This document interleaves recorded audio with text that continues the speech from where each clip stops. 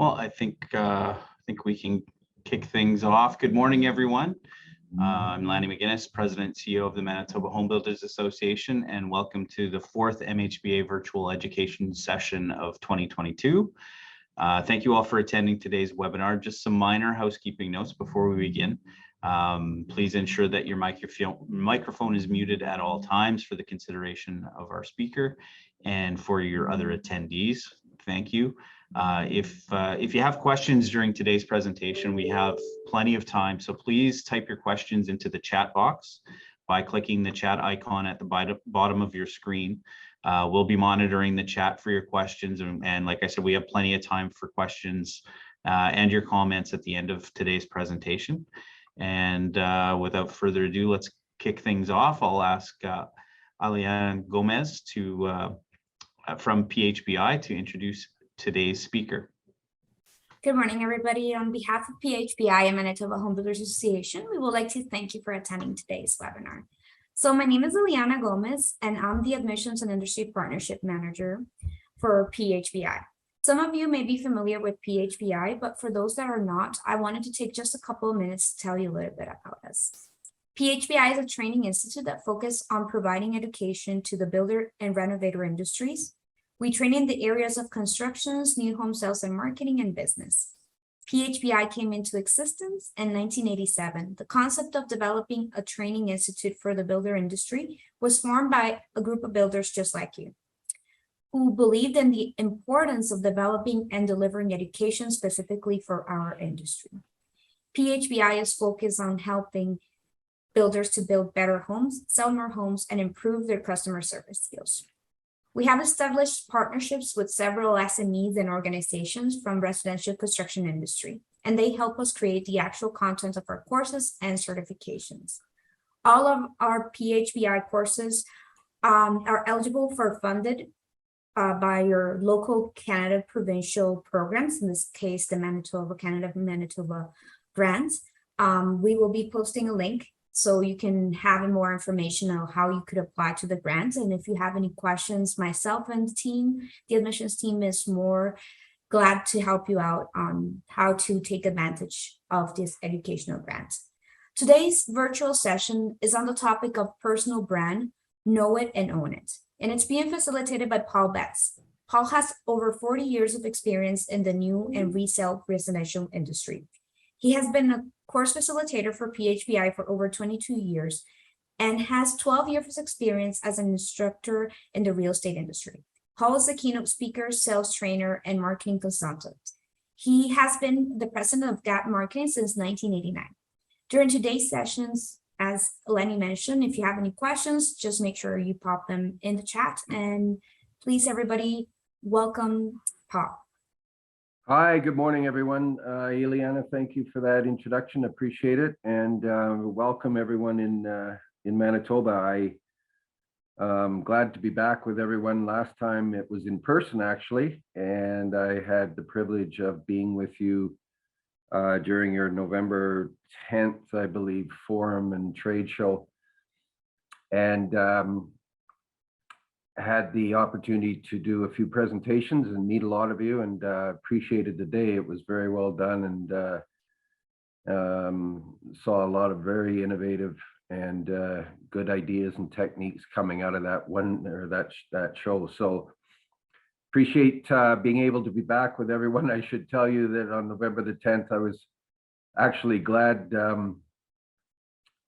to get out of Winnipeg. If you recall, that's when the big storm came in, and I guess I could tell you that I was so worried about you all that I decided that maybe I should stay back and help you shovel. But if I did that, I think that would damage my personal brand, because it's not true. Sorry. Anyway, it was quite a day, and appreciated being there with everybody on November the 10th. So today, for the next 75 or 80 minutes or so, we're going to deal with personal brand. Now, I'd like everyone to just understand that the personal brand concept is very, very unique and specialized to each and everyone's individual and specific professional standing. And I know that given the number of participants today, There's quite a wide range of experience and expertise within the new home industry. And we will explore some of the concepts that are of interest in building a personal brand. And of course, there's a corporate brand and personal brand. And today we want to focus on personal brand, know it and own it. Now, from a personal brand perspective, it's one of those things where you take it with you or you leave it behind, frankly, on your personal brand. So if we take a look at some of the industries and professions in the world, let's take, for example, the sports industry, sports profession. The Sidney Crosbys and the Connor McDavids and the Wayne Gretzky's of the world, LeBron James and Tom Brady, Tiger Woods, Jack Nicklaus. These people carry a personal brand. Now, is it a personal brand based on what they do professionally, or is it a personal brand based on what they represent professionally? So an interesting concept there, and we're going to deal with that because it actually has some significance and relevance when we talk about our specific professional standing within the real estate and new home industry. Also, of course, you have your business and service professionals, your influencers, mortgage brokers, realtors, investment counselors, lawyers, accountants, even politicians. They have a personal brand. Do they take that personal brand with them? Can they go somewhere else and take that personal brand with them? Is it relevant? Is it important? Or do they rely on the corporate standing that they represent? What about our trades and suppliers? Is a personal brand important in that situation, and what is the significance of it? So I believe that there's a lot of things that we can touch on today. We'll talk about a little bit on the area of budgeting and preparing to develop a personal brand, and some of the things that are important as you consider yourself today, tomorrow, 1, 3, and 5 years down the road in developing a personal brand and taking where you are right now. Many of you, a lot of you, certainly already have a personal brand. You've developed it over the years. You've leveraged this personal brand in your profession and your industry. And so what we want to do is take some of those concepts as well and move them along into another level. So when it comes to the personal brand, it's important to recognize that really in any industry or profession you choose, there is an identity that comes with that. And as I mentioned from the outset, do you take that with you or do you leave your personal brand behind? Your brand differentiates you and helps to create trust within your circle of influence, both personally and professionally. One has described your brand is what other people say about you when you're not in the room. So when you are carrying your reputation and when you're carrying your personal brand with you, what is it about you that is of interest to the people in your center of influence or circle of influence that allows you to carry some weight when it comes to our personal brand? Another definition would be personal branding is the practice of establishing and promoting the marketing of people and their careers as brands. Eliana, I believe, mentioned that through the next 70 minutes or so, please, if you have any questions at all, we'll be happy to take them at the end. And this is a very informal and open session, so we encourage you to make some notes and send your chat through, and we'll be happy to deal with it as we go. So let's ask this. In my professional life, is there something that I want to be known for? Now, again, when we look at the profession, each of us have an individual, specific, personal standing that may or may not be relevant when it comes to our success in our profession, our income in our profession, and actually our reputation. And so when we look at this whole idea of personal branding, what is it about personal branding that is critically important as we move through the next 4, 5, 6 years in our careers? And so is there something that I want to be known for, and how do I achieve that recognition? This is what we want to talk about today. Is it something like innovation? What about the innovators in our industry? Those that are talking about energy efficiency, and those that are talking about environmental stewardship, sustainability, universal design, things like that. What about leadership? We heard from your president today, and these people have spent a lot of time developing their craft, developing their expertise, and developing themselves within the industry so that they, in fact, carry along with them a significant amount of personal brand. They are known for what they do and what they have done in the past. Also, interestingly, what they may be known for is what is expected of them in the future. And that's a very interesting concept that we'll deal with along the way, because we may very well have a personal brand at the moment, but what about the future? Is it something that becomes an expectation in our circle of influence, where people say this type of person or this person specifically is best equipped to create a future that I am interested in? And that even in and of itself creates a personal brand. So we have innovation and leadership. And certainly along the way, we want to make sure that there's something going on in our industry that keeps us knowledgeable. And whether or not it's the experience that we carry with us, and whether or not it's the information that we have available to us, it becomes very important along the way when we're dealing with our specific industry and our specific profession or craft. What about mentoring? How about, are we known as a mentor to the industry, to those that are coming up? There's a lot of people, of course, in our industry that have built a significant standing, whether personally or professionally within the industry. And these people are mentors that are able to give back to the industry and cultivate the people that are coming along in the future. What about giving back in the form of society and charitable work? How about our past achievements? What do we want to be known for our past achievements? Is it, again, innovation or anything that we have developed that has significantly impacted our industry? What about a future aspiration that people will rally behind? And that's where I mentioned a little bit earlier, there may be an expectation with our personal brand, in that the people that we are speaking to and working with have an expectation that we are going to be able to build their success. And so that becomes a very important thing, because we don't want to let any of them down. And when you are in a position of mentoring, for example, or developing the industry in the position of leadership, what typically happens is there is an expectation. So one may very well have past achievements and accomplishments and experience, but in fact, how is that going to impact and affect the future? So I've always said there's experience and then there's accomplishments.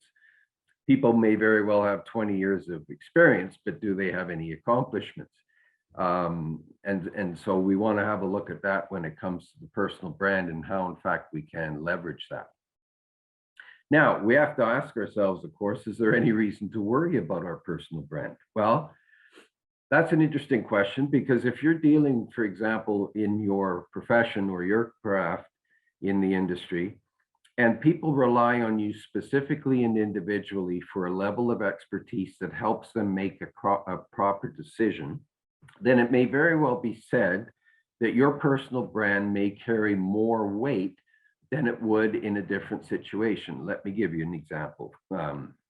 So if for example, if you're an account manager at a window supplier, for example, one would ask, is there any reason to worry about your personal brand? Or are you representing the company and the organization? And so the personal brand does not on surface appear to be as important as it might be if you are in a service industry. So for example, if you are an accountant or a professional sales representative, and you are dealing with people specifically on their individual needs as far as their real estate wants and things go, we need to then say, is that personal brand more important than it would be for the account manager, for example, in the window or company or the window industry? Well, there is something to be said about personal brand, irrespective of one's profession. And the personal brand actually comes along with you in any event when you're dealing as an account manager, a window company, or whether you're an accountant or a sales professional. Your personal brand and standing does in fact have a say in your personal brand statement. So when people say this is who this person is, and it reflects their professional standing, that is an important entity, especially in our industry, because we're dealing with people all the way through a very life-changing experience in many cases. And so they expect us to be very professionally equipped to deal with the things that are important to them. So a question, is there any need to worry about a personal brand, and will it resonate with our target audience?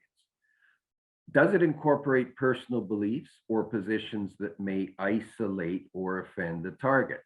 Now, these days, of course, with social media, that's a very interesting statement or question, where our position may very well isolate or offend potential targets. So we have to be very careful about how we are representing ourselves in specific and certain situations.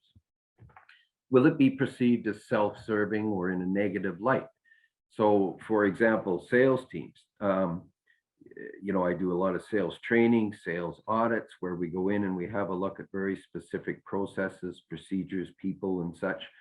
And what we are finding, of course, with survey results that come back from our homeowners, is that people are very, very happy with their new home at the end of the day. Typically, though, the experience is what's given them the problem. And so they sometimes perceive that a sales team within an organization, or a builder, for example, may have all the interest in the world initially, but as soon as the construction starts, they may be perceived as being aloof or not being as available because they've moved on to the next sale. Very interesting when it comes to sales experience and sales training. When we deal with that, we take a look at how to manage the client and the customer's expectations along the way, particularly in light of what their expectation is. We can't set the expectation for them because they come to us with preconceived expectations. We have to understand and manage them. But as an example, will our personal brand be perceived as self-serving or in any way negative? So let's ask, do I have a base from which to establish my entity? And is the base, or is my brand legitimate? Now, again, I've asked the question, about experience versus accomplishments. I don't have any, issues with people's experience and with people's accomplishments being used to leverage their standing or their personal brand. And certainly that's what we actually do. The question, though, becomes, are we leveraging our personal brand in what may appear to be our own interest, or are we leveraging our personal brand in the interest of our target audience? And so the target audience is going to say, what is in it for me when I deal with a specific individual, and what part of their personal brand is of interest to me that will help me achieve what it is I'm looking for? What about history, reputation, and accomplishments? And again, we've asked that. And throughout the industry, in the new home industry, the interesting and the funny thing is, when we talk about our industry and we're talking to the public, or we're talking to the media in some way, shape, or form, they ask us, what is it about the industry that is making you progress and become more relevant? Well, the economy aside, where we obviously know the contributions to the economy that our industry provides, Certainly, they want to know about things like innovation and energy efficiency and environmental stewardship and the things that I mentioned previously. So when we are dealing with our personal brand, though, it's a bit of a different entity because we may very well have a personal brand and a corporate brand that we are presenting. Now, one of the things that we need to make sure we understand is the alignment between the two. It's critical for you when you take a look at the base of your identity, as this question asks, is to make sure that our personal brand and the personal brand that we want to develop is in concert with and consistent with the corporate brand under which we may very well be working, you see. And so one of the things in marketing, one of the fundamentals is consistency. And we talk about that all the time because it's very important that we have consistency in marketing, and where we are making statements to the public or our target audience, what has to happen is there needs to be a perception and a reality at the end of the day that there is consistency in the messaging. And so does your personal brand as it exists today, does it complement your corporate brand and the organization that you represent? Now, this is where you get into the issue of, certainly human resources and corporate DNA. There's things that differentiate organizations like people, processes, procedures, policies, price, all of these P things that happen in marketing. There's very much a tie between the personal brand that you have and that you are carrying with you and the corporate brand under the umbrella of which you represent. And so if you are representing yourself with a personal brand and you are developing your personal brand that is not aligned with the corporate brand, we need to have a look at that very seriously, because it is very important to make sure that the personal brand and the corporate brand meld at the end of the day, because certainly the two will be presented to our target audience in a way that needs to be understood and consistent. So, if it has to do with innovation and if it has to do with process and professionalism and things like that, are we with our personal brand carrying and leveraging those critical elements through the process? So what about, history and reputation? Well, certainly it's not bragging if you can back it up, as Muhammad Ali said. So there's nothing wrong at all with being,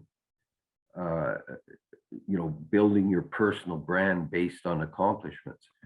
I know, and I've used the example, there was a builder in the United States that I was working with on a number of sales programs, and that sales team was considered to be one of the better teams in the industry. And it was basically because that company had attracted some of the better salespeople.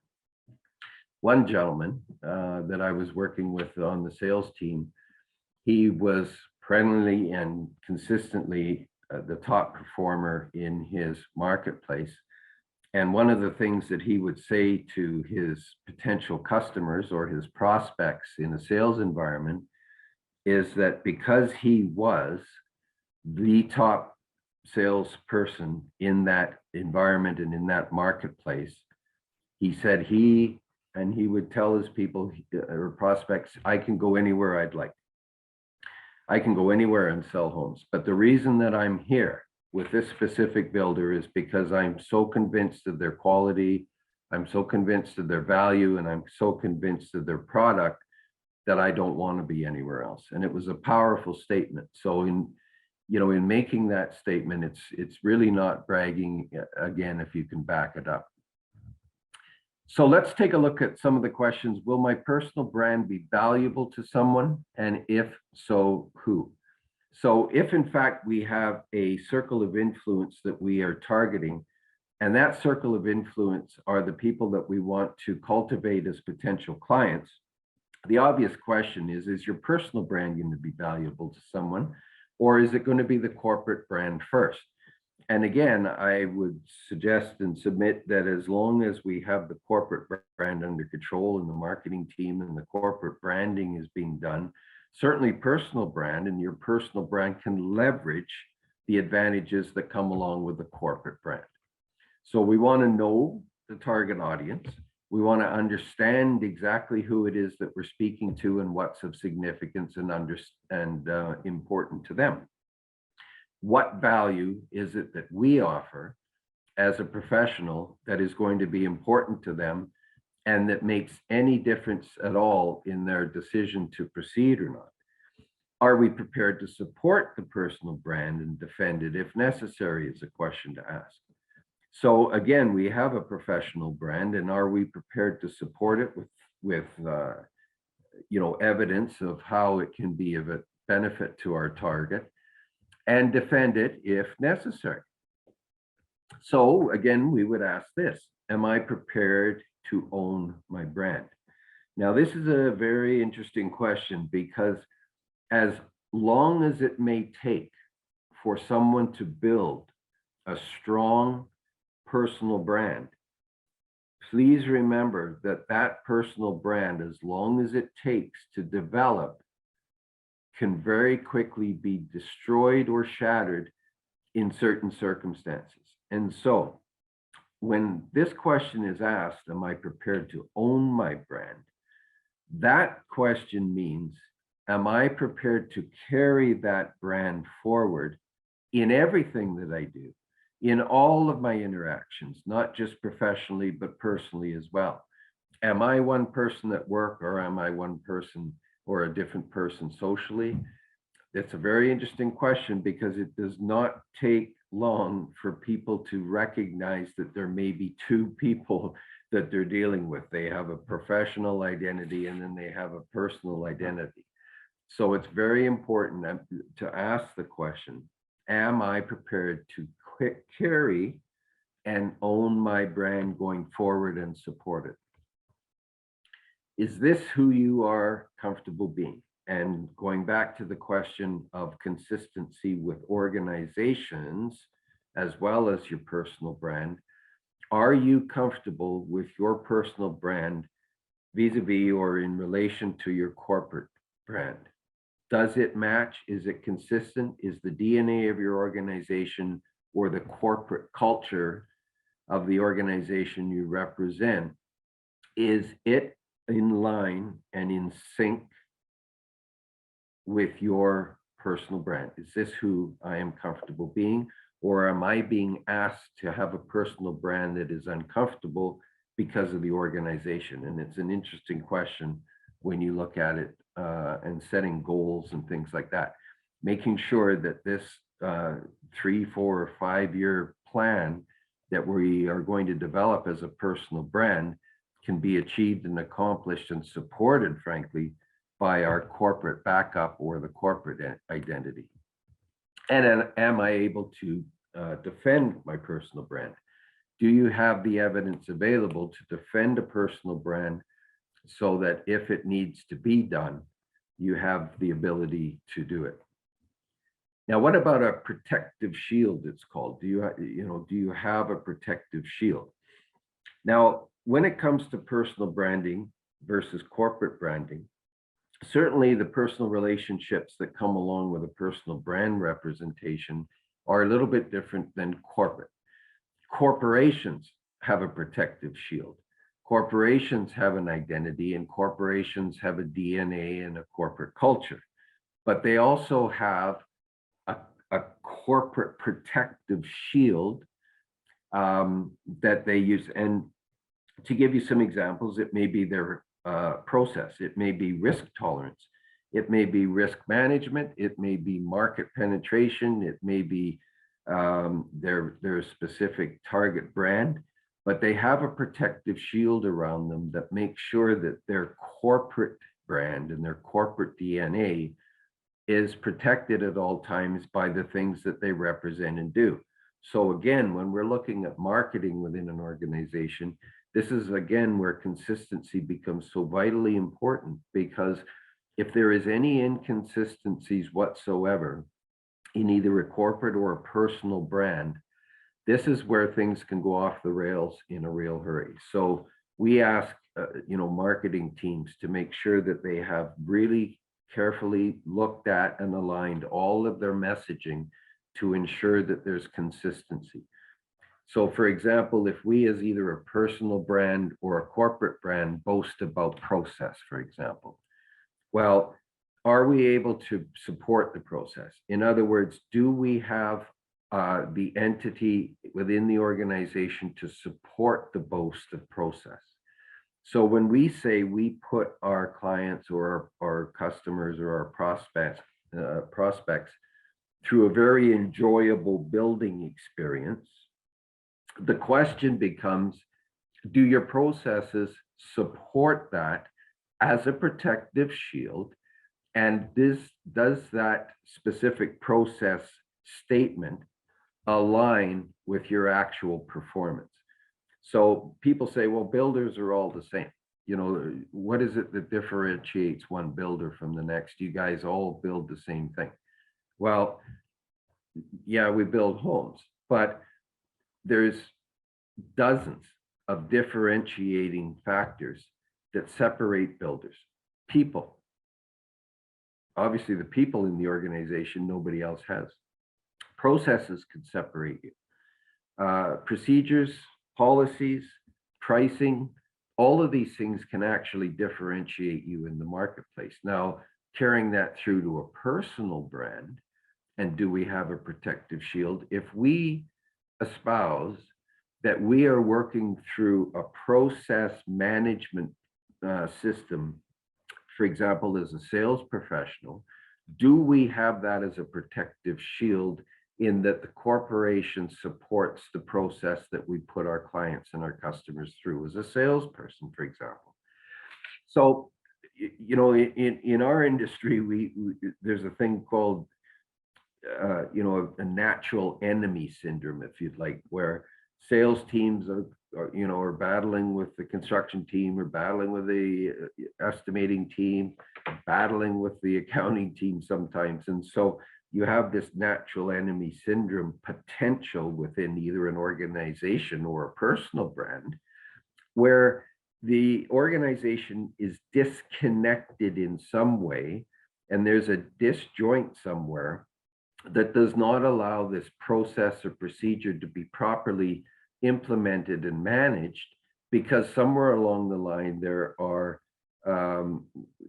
concerns. So the policies that affect the construction team have to align with the policies that affect the sales team, and have to align with the policies that affect the estimating team, for example, and the service team and the management and the accounting and everybody. So everybody must be aligned, because through that chain, somewhere along the line, there is a weak link. And if the personal brand that we are trying to develop is affected in some way by the weak link, it has to be dealt with, because it will affect us in the long term. So examples of protective shields would be things like policies and procedures that are implemented to make sure that our corporate or our personal brand is protected and supported. And of course, we ask the question, am I prepared to live with it? This brand of mine, if I want to become known, for example, as a service professional in our industry, am I prepared to live with the fact that this service commitment as a personal brand is something that I live? I will live and breathe service.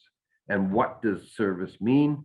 What does it mean to me as an organ or as a person?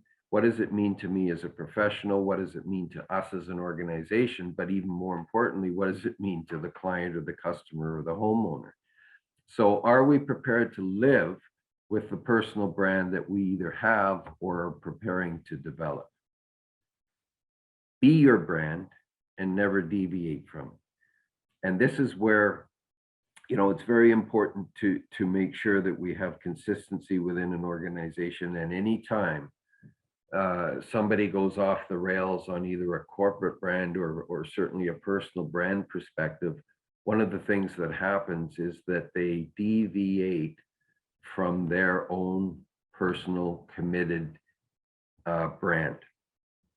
You've heard me today talk about corporate brand a lot, And I understand today we're talking about personal brand and leveraging and building our personal brand.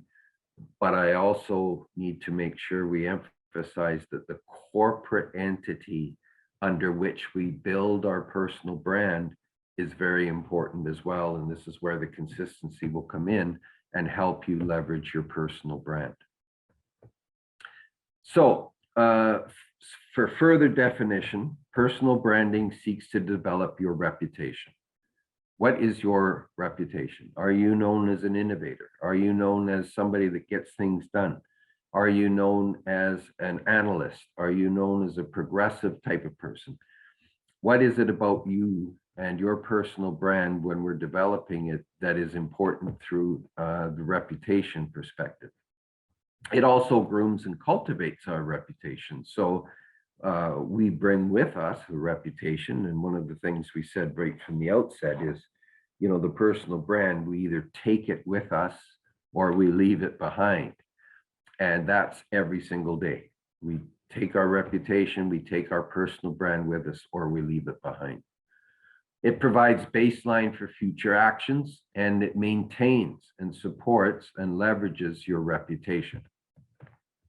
Acts as a form of self-promotion and packaging. So again, our personal brand, by definition, will form the entities that we surround ourselves with that help us support and certainly leverage our personal brand and package it when it comes to the delivery to our target.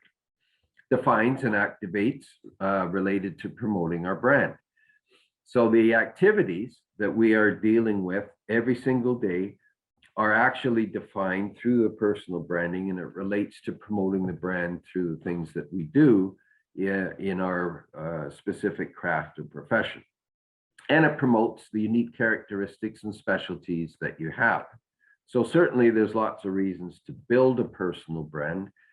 And, you know, again, from a marketing perspective, understand that building a brand, whether it be, you know, us as marketing consultants go in and are charged with the responsibility of helping build a brand, this takes years. It takes months and years of work to actually build a brand. No different in personal branding. And so, you know, our time together here for 70 minutes or so is very general in nature, and we're talking about some of the fundamentals and the importance of building our brand within our new home industry. But certainly it can take a long time to develop. And so the unique characteristics and specialties you have, if in fact it be education or past experience or working in another international market or some other sort of housing development, for example, or a housing brand, your unique characteristics and specialties that you bring with you and have with you as experience and reputation contribute to the personal brand and what it means going forward. So it certainly tells a story and relates disciplines and accomplishments in relation to where it is we're going with our personal brand.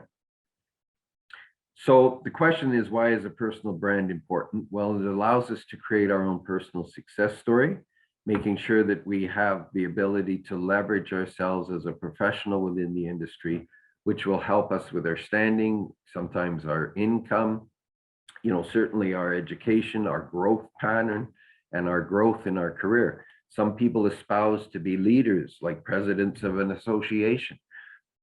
They work on committees, they're on the education team, and they're on committee forms that make sure that the industry is moving progressively forward. Some people love to be able to dive into the industry and give back in ways like your president and you know, committee chairs and even committee members.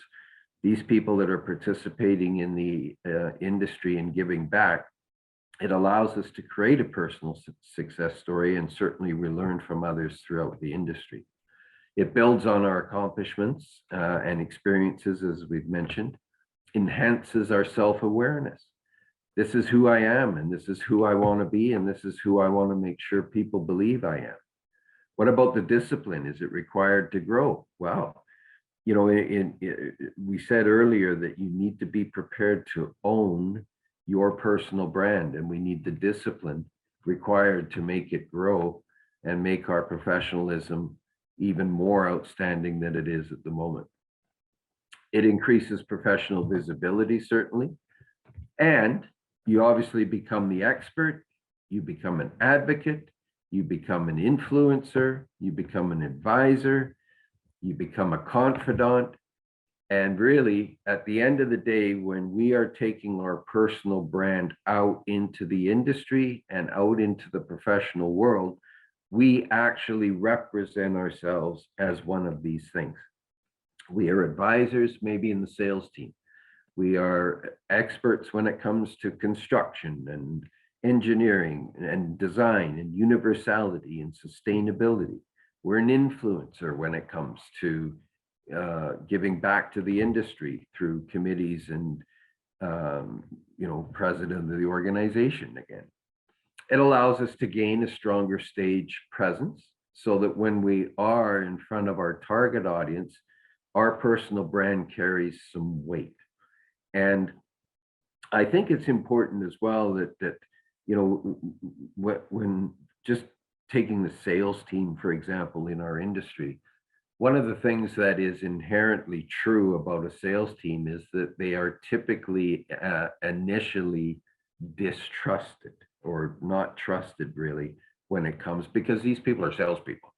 And somewhere along the line, people have this idea that salespeople aren't to be trusted because it's in, you know, they're in it all for themselves. Well, if you have a personal brand, and if your personal brand is developed based on what is best suited to the target audience or your prospects, for example, in sales, then how can it be that it is self-serving? Because if we have the empathy required and if we have the interest in our sales targets and our prospects to be really interested in what it is they need to solve, our personal brand, if that's how we develop it, speaks to that. And people can recognize that very quickly. You know, a lot of time in a sales environment, I've heard very professional salespeople say, you know what, we are not the builder for you. What it is on your list, your size and amenities, design, location, and price, these 5 entities, somewhere along the line, we are not the builder for you because what you've represented to us is what you want to accomplish, we're not able to do. That in and of itself is a personal brand asset. You are able to say to somebody, we are not the builder for you. We are not the builder, you know, that you need. Why would you not go, you know, making sure that you've got the ability to say to a client, this is who we are, this is who I believe you expect us to be, and this is what it is you want to accomplish. This is not who we are. If you go down to so-and-so down the street and see Bill, these guys are very, very good at doing exactly what it is that you want to do. So for example, it may be custom building and you're not a custom builder, you're a production builder. You know, if you're a production builder, do you want to get into a custom building situation, or even vice versa? If you're a custom builder, you're not necessarily a production builder. And so are we doing any service to our target by suggesting that we can custom build when in fact we can't, based on, you know, our organizational processes and our procedures and risk tolerances and such that we have as a builder? And so our personal brand allows us to say to a prospect, for example, in a sales environment, we are not the solution for you. And it takes a lot of discipline, of course, to be able to do that. But at the end of the day, I can tell you how many times that has come back in a positive way through referrals and recommendations, where somebody that we decided not to work with has referred us. And in fact, there's many instances where they're even more willing to refer and recommend us because of what we did in that regard. But it helps us expand, of course, our centers of influence on our prospect targets. It improves self-confidence and helps us through our personal brand delivery to make sure that we have a positive image and that we have a personal identity that we are able to project in such a way that it makes the target audience more readily accessible to the product that we offer to them. And so when we have a positive image and a personal identity and people believe in us and trust in us as a source with our personal brand, it certainly helps leverage the organization and the company, and it becomes a positive image that helps the company achieve its goals. Certainly, it enhances executive professional experience. Again, using the example of managers and those in the industry and the organization and our associations that take leadership roles, it enhances the executive and professional presence that you carry with you. It builds trust, obviously, with the audience. And one of the things that's most important professionally is trust.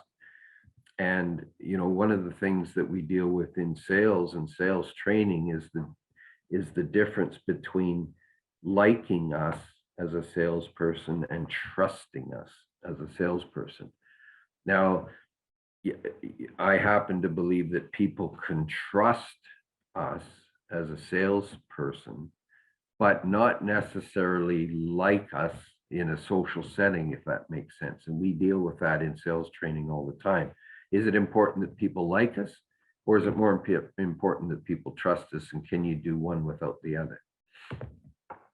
Sets us apart from others in our discipline or in our specific craft in our profession.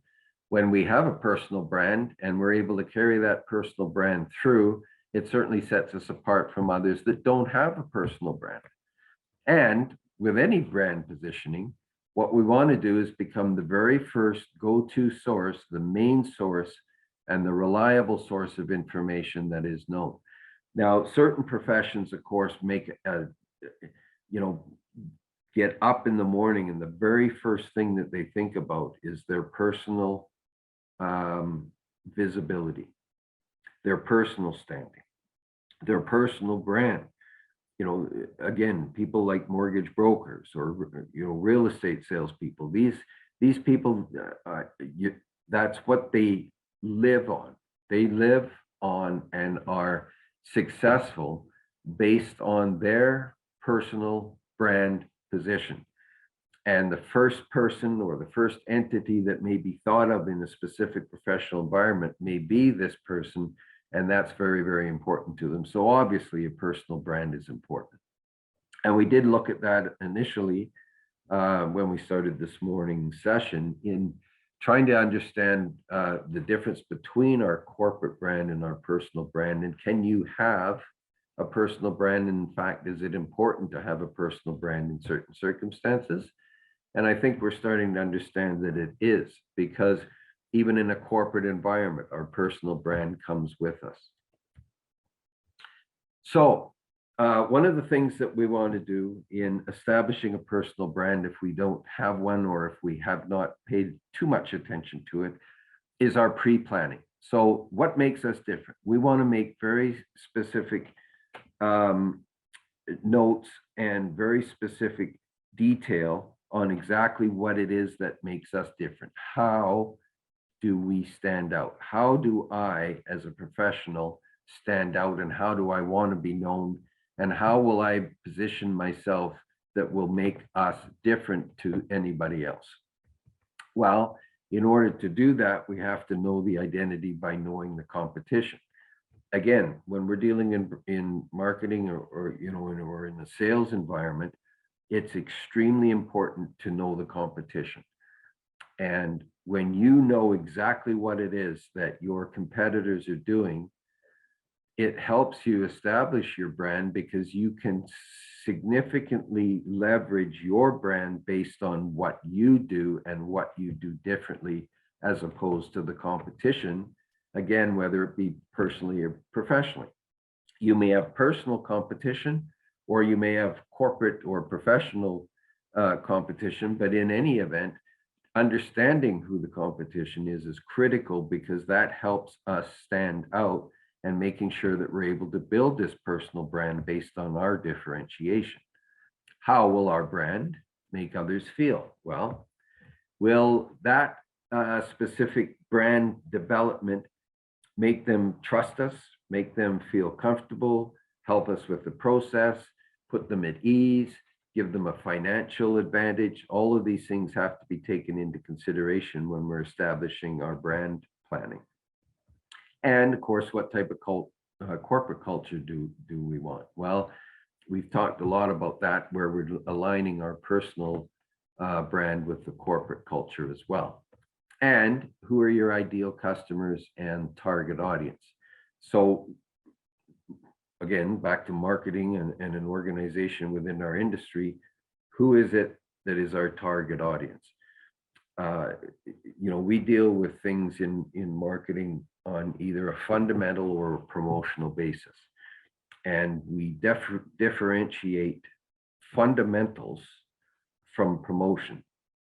And one of the things in our industry that's very real and very true is that as a builder or as a trade or as a supplier or a professional, our fundamentals are critical to our success. We can have all the promotional marketing in the world and spend all kinds of money on promotional marketing, but if our fundamentals are not in place, and if there's a disconnect there, and we haven't paid attention to the fundamentals, all the promotional marketing in the world isn't going to help.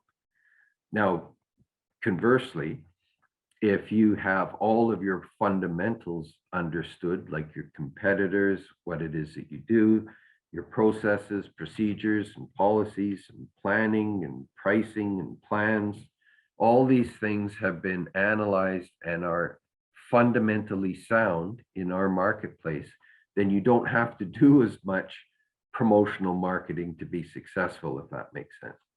And so, the short story is there is that all the promotional marketing in the world doesn't overcome poor fundamentals. And so the same thing happens with our personal brand. We can talk all we want about who we are and who we want to be and what we do, but if we don't have our fundamentals in place, it's not going to be successful, and we're not going to be successful in promoting and leveraging our personal brand. So, what is your niche? What is it that you want to do? Do you work with specific clients? Do you work with specific targets as a professional? Do we have an authority to talk about what we do? Are we an authority in our niche? Do we have the education? Do we have the background? Do we have the expertise? Do we have the support of the company? Do we have all of the things through processes and procedures that are necessary in order to speak with some authority to our target niche? And is this niche crowded with other influencers? What about the situation where we have an awful lot of competitive forces?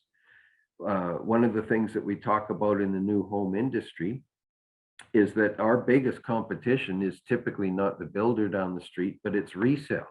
It's the resale market in many instances. And so we have to understand very carefully when we're dealing with our industry promotion and our brand promotion, that there is a crowd out there, and everybody may have the same story, or everybody may potentially have the same position. But if in fact it is crowded, then it's even more important, of course, to differentiate ourselves through some things that we can do, and in leveraging the personal brand. And we'll talk about a few of those in a bit. What vehicle do we want to use to make the message stand out? Is it social media? Is it our website? Is it personal experience? Is it personal referral? Is it personal reputation? Is it keynote speaking? Is it education? Is it leadership within our company or our organization? How do we want to make our message stand out when we're speaking about our personal brand? These are the questions that we ask in our pre-planning stage.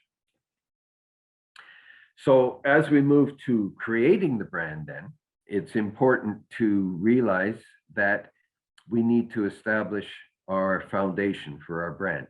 Certainly no different than housing, we need a good foundation. And when we're creating our plan moving forward for personal branding, we need to make sure that we have the specific skills, obviously, so that we can provide the value that we are going to use and promote. What are our credentials? Do we have the experience or the education if needed? Do we have the ability to leverage our experience and leverage our understanding of the industry? Do we have the ability to leverage our credentials? And if so, how important are our credentials in the leverage of our personal brand? What group do we want following the brand? So who is our target audience, for example? And what we do is we take a look, again, when it comes to consistency in our branding, it's very important that we develop through our plan the entire scenario that will result in the value proposition that we're trying to promote. So in other words, if we have specific policies or procedures that we are working with, but they don't necessarily align with who we want to be following the brand, we need to take a careful look at that. So what group is it that we want following our brand? And as the first statement suggested, where are we going to go in order to promote our personal brand? What is our passion? Is our passion education? Is it service? Is it quality of construction? Exactly what is the passion that we want to have when we develop our personal brand? Make sure we understand what it is. When we have a passion, it's so much easier to get up in the morning and be consistent with that than something that you try to develop as a passion, if that makes sense. What are our value systems and core beliefs? Does it align again with the company? And does it align with who we want to be when we're talking about a personal brand? Does our value system and our core beliefs support our personal brand?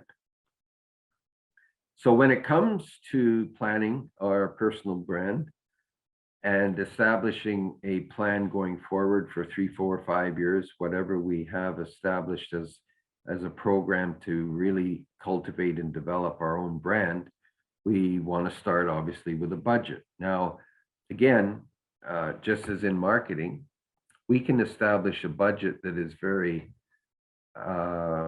conservative when, for example, we have the fundamentals in place. And so we are going to need to spend some energy, spend some time, and certainly spend some money and financial resources in order to establish a personal brand. But in order to decide where we go with the promotion of our personal brand, we need to start with a budget.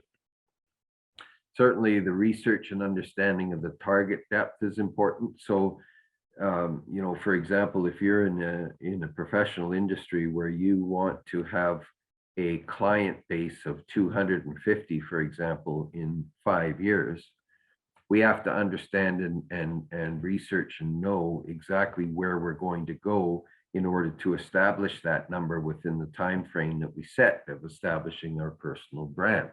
So we need to research and understand the target depth. There is, of course, no sense in believing that we can have a client base of 250 clients, for example, if in fact that would be a significantly difficult undertaking given the number of potential targets that we even have. Don't assume that more money equates to more effectiveness. Again, same as branding, same as corporate branding, same as corporate fundamental marketing. We don't want to assume that throwing money at something actually helps to establish our brand. And so this again takes us back to the fundamentals, and we can be extremely effective and efficient with our financial resources if we paid attention initially to where it is we want to be with our marketing plan and our personal brand, and establish a target attack when it comes to formulating our client base, if that's our goal.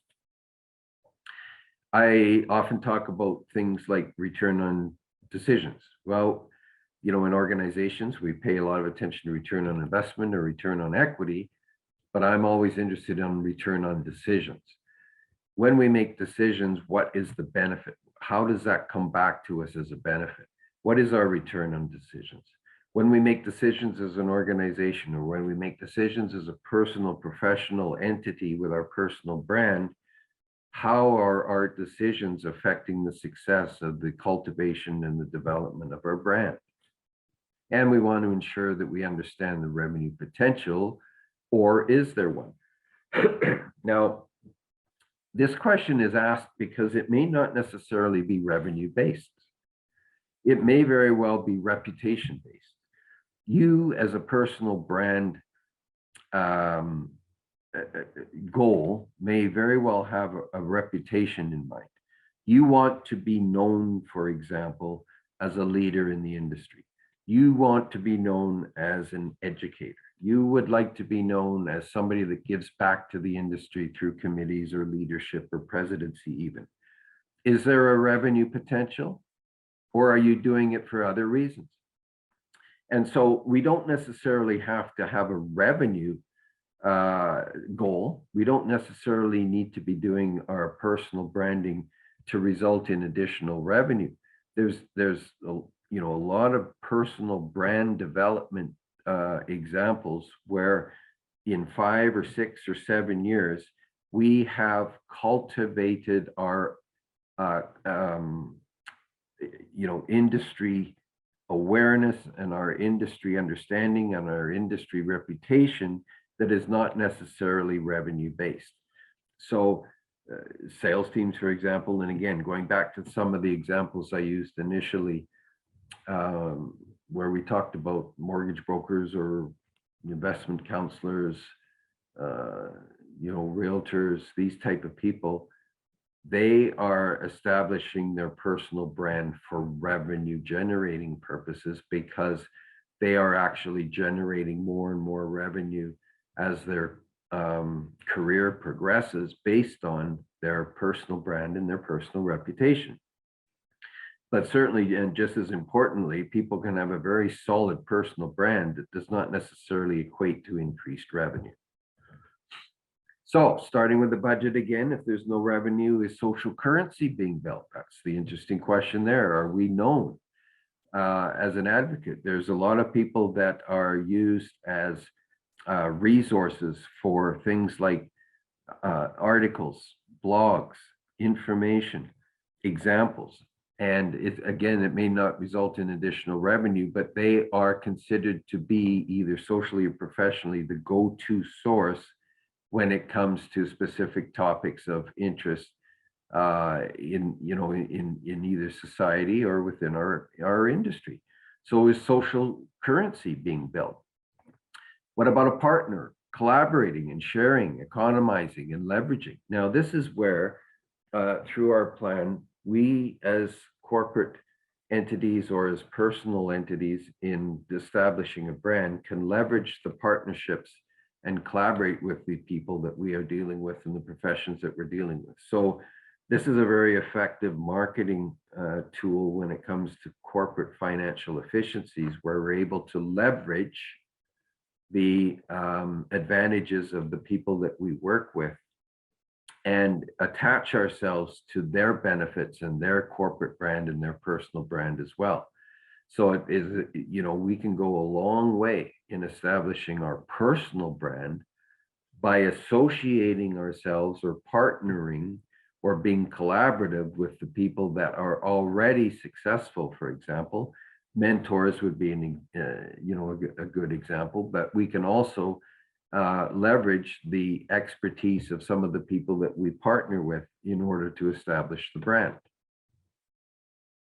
So steps along the way, we want to research, consider, and generate the personal branding statement. I think it's important, just as a corporate entity may have a vision statement, or they may have a corporate branding statement, or they may have a marketing statement. They've got, something that they can say that they live every single day. So we want to research, consider, and generate actually a personal branding statement as well, so that we live and breathe that statement. And then build, of course, a personal branding strategy. We'll talk about that in a bit. And then develop the personal brand. So these are the steps that we take along the way: develop the communication strategy and make sure that we've got monitoring and measurement processes in place, so that we can measure our successes and, just as importantly, our failures as well. So just as organizations will have risk tolerance and they'll also have measurement standards, we as personal entities in developing our personal brand also want to make sure that we're monitoring and measuring the successes that we have along the way. And of course, consistency. You've heard that word a lot today. Very important in virtually every message that we send out.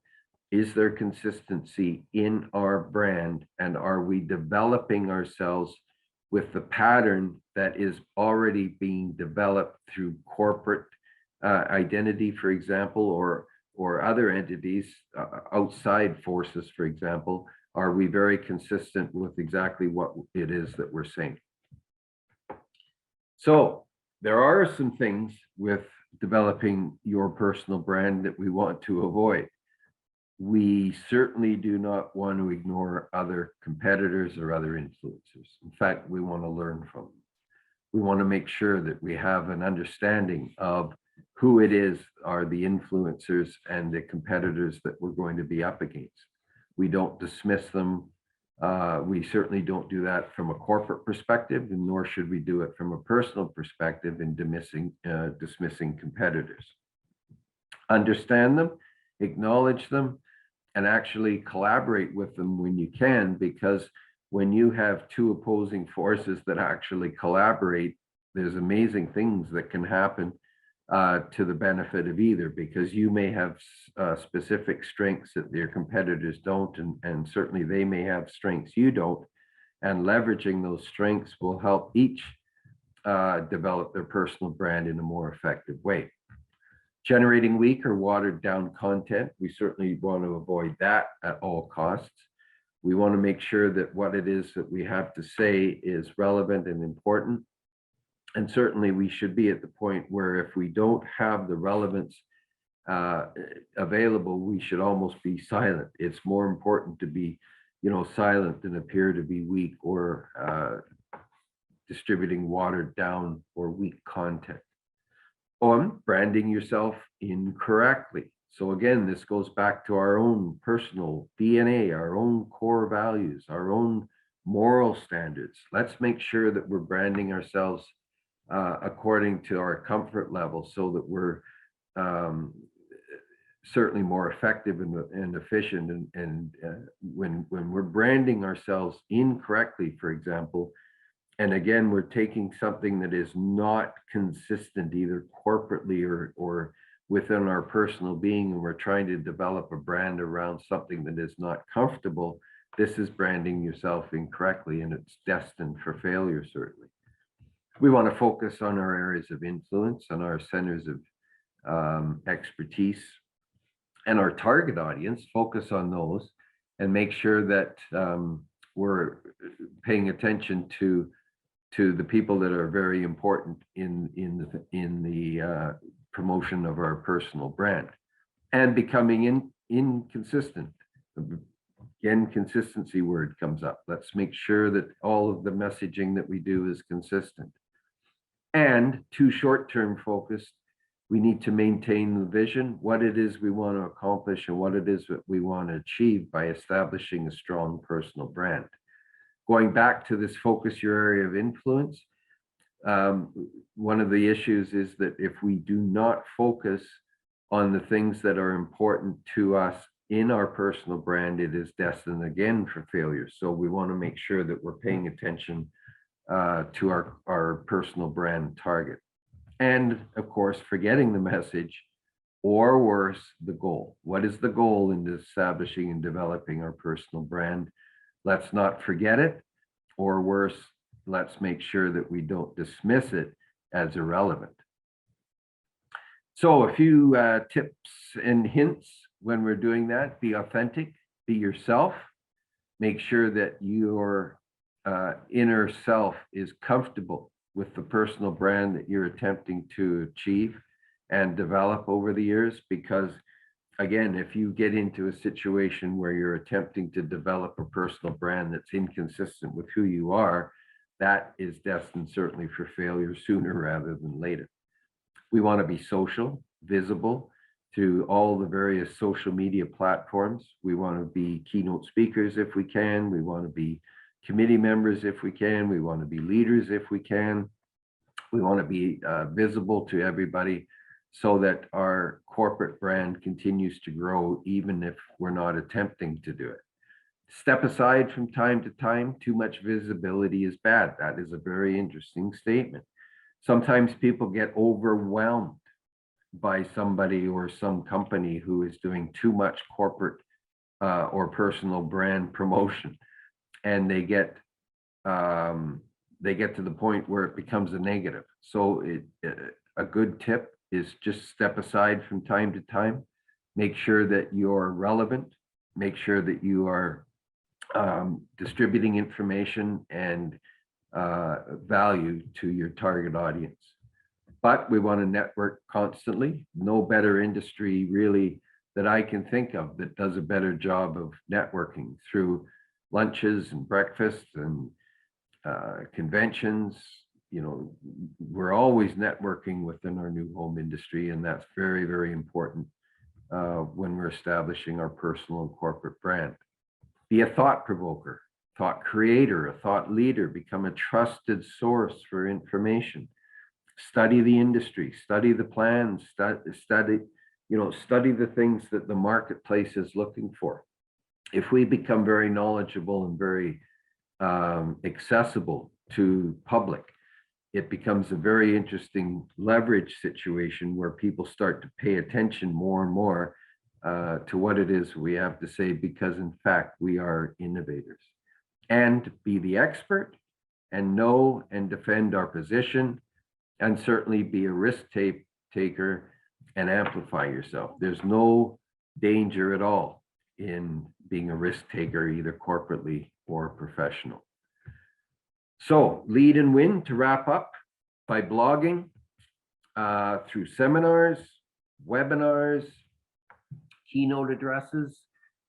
When you have a personal brand and you are distributing information through blogs and seminars, webinars, keynote addresses and such, recommendations, referrals.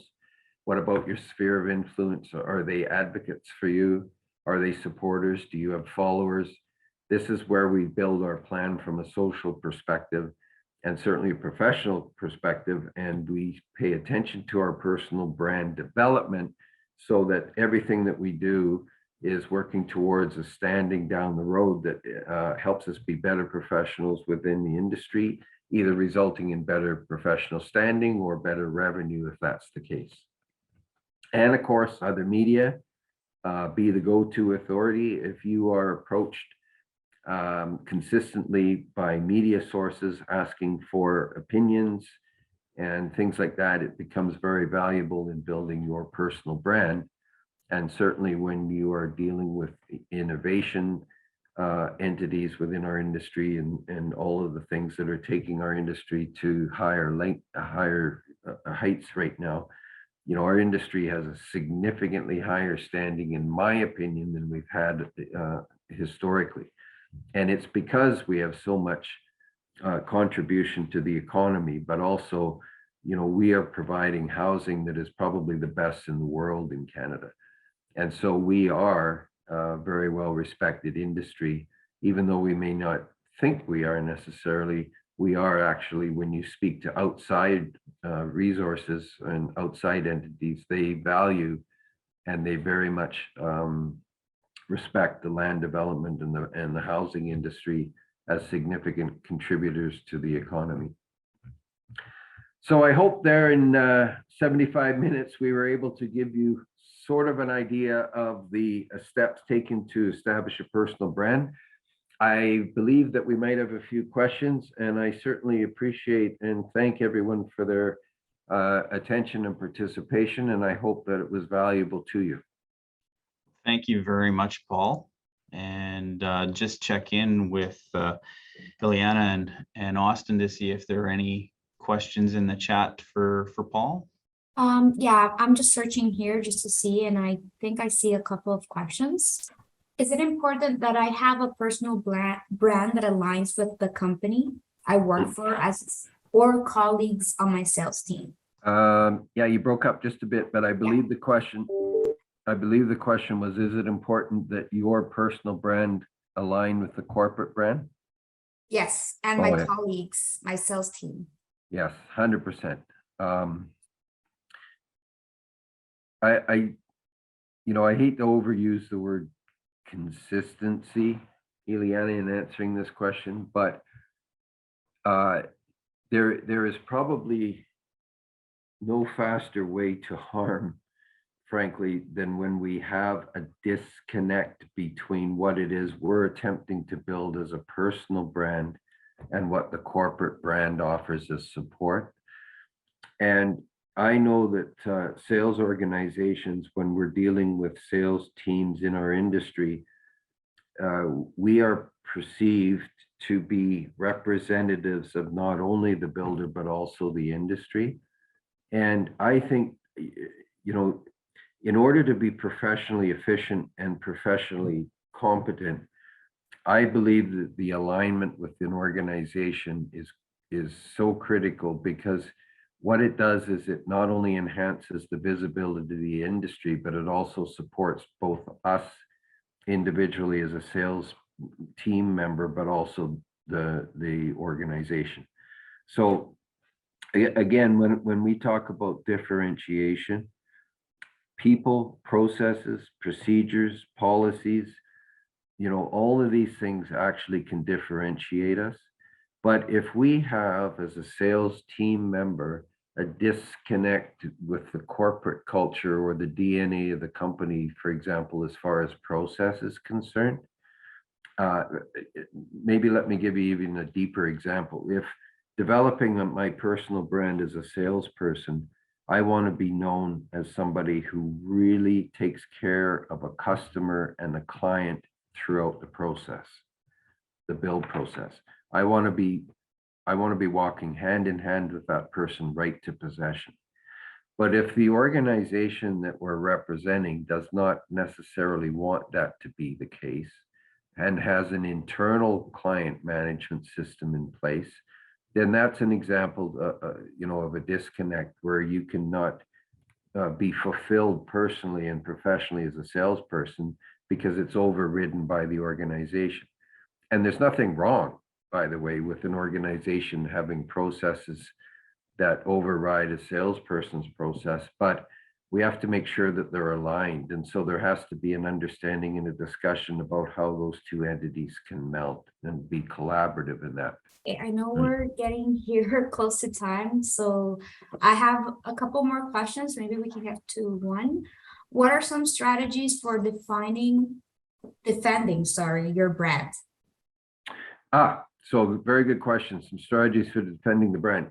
Again, depending on exactly what it is the brand is being developed. So I guess in order to answer that, we'd need a couple of examples. And so maybe let's go to the example of a sales team member. And again, the process where we are aligning ourselves with the process all the way through the build. One of the protective shields that you can develop is to make sure that you are collaborating and working with all of the entities that go into building the house. So one of the things that we talk about in sales when developing our professional in sales is surrounding ourselves by our support system. And that could be real estate salespeople, it could be the flooring company, it could be accountants, it could be investment advisors, a moving company. All of these things, if part of our personal brand really supports, the personal aspect of managing the build process, I think one of the protective shields that we could use and make sure that we leverage is all of the support material from the trades and suppliers through which the build process takes place. So we need to have an understanding of the framing walkthrough, for example. If we do a framing walkthrough, building a protective shield, make sure that asks us to surround ourselves with supporting entities, if that makes sense. So a protective shield for a salesperson would be knowledge and collaboration. And we're collaborating with the construction team, and we're collaborating with the people that are building the house, specifically as far as product knowledge, innovation, delivery, timing, and scheduling. And so our protective shield is going to be making sure that we surround ourselves with people that have the authority to deal with the people that we're not. I think salespeople sometimes try to be all things to all people, and one of the most important qualities and traits of sales teams is making sure they understand what they don't know and surrounding themselves with people that are supportive. So I think that one of the protective shields, just as an example of a salesperson or a sales team, would be knowledge, and it would be surrounding yourselves collaboratively, with the knowledge base. So we have electricians that can talk about electrical components. We have the plumbing that talks about that. We have framers, so when we're doing a walkthrough or a frame check, we understand that. So I think collaboration would be the biggest word that we could use when it comes to building a protective shield as a salesperson, for example. Perfect. I think you answered the other questions in that. So thank you very much, Paul. That was great. And to everybody, if you did like this content, you can check our website. We do provide other sales courses that you can look at. We have completely online self-paced courses. We also provide in-person training and customized training. So we go to your company and we talk to you to see will best fit your company. Specific sales training or any other construction or business training that you will need. Also I have a quick announcement. So there was a draw and we have a winner. I'm not sure if he is in right now. I have not checked. So his name is David Wolf. So he is the winner of our draw. It's a $500 credit that you can use to win any of our courses. So we will be sending more details after this, but congratulations, David. And if you have any more questions, we're here to help out. Yeah, thank you very much. And I'll leave it to you, Lenny. Thank you, Ileana, and thank you, Paul, for your insight today. It was yes, sir. My pleasure. It's tremendous. Great to be with you guys again. Yeah, absolutely. We're so happy to have you, and we'll definitely have you again. Congratulations to David at Voigt Building for the winner of our PHBA gift card. Thank you once again to the Professional Home Builders Institute for being our partner in this series, for your generous donation of today's prize, and for being such a great partner of ours here at the MHBA. We really appreciate everything that you do for us. Thank you all for attending today's session. We're working on additional sessions for the fall, so please watch for details on future virtual sessions just like this in the coming weeks. And obviously, we've got our housing forum coming up again in November, so stay tuned as details for that come out. And until we see you again, stay safe, everyone. Have a tremendous summer, and we'll see you in the fall. Thank you.